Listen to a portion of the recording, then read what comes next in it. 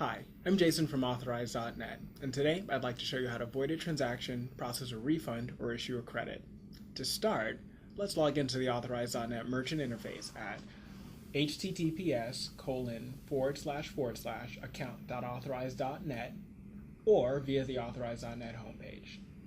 Any transaction that is still pending settlement can be voided. Click Unsettled Transactions located in the top left.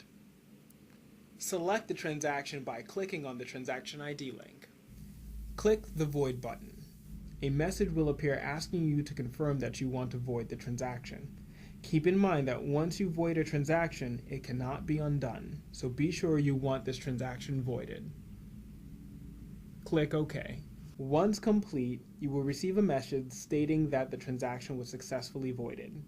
You will also see that the transaction remains in your unsettled transaction list, but the trans status has changed to voided. In addition to voiding individual transactions, you can void groups of transactions at once. To void multiple transactions at once, click the top Filtered By drop-down box and select Group Void. The page is refreshed and contains all unsettled records that are eligible to be voided. Check the box to the left of the transaction ID to void the transaction. You may select a single transaction or multiple transactions on a single page of results. Click Void. Another message will pop up asking you to confirm that you want to void the transaction. Click OK. To issue a refund on a transaction, the following criteria must be met. Refunds cannot be issued on transactions that have failed, were declined, or have been settled for more than 120 days. The sum total of refunds issued to a credit card cannot exceed the amount of the original transaction. Refunds cannot be issued for charges that are in your unsettled transactions. Only transactions that have settled may be refunded. You can only process a refund for a transaction submitted through your payment gateway account. In order to refund the transaction, you must first locate the transaction. Click on Search at the top of the page and enter any criteria regarding the transaction.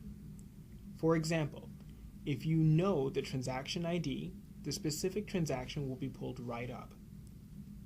However, if you only know a date range, or last 4 digits of the credit card number, you can enter the information and search for the appropriate transaction within the search results. Click on the transaction ID for the transaction you wish to refund. Click Refund. Confirm the refund amount. You may adjust the refund up to, but not above, the original amount. You also have the option to enter an invoice number and a description. If you wish to send a receipt, enter the customer email if needed and ensure that the box labeled Email Transaction Receipt to Customer has been checked.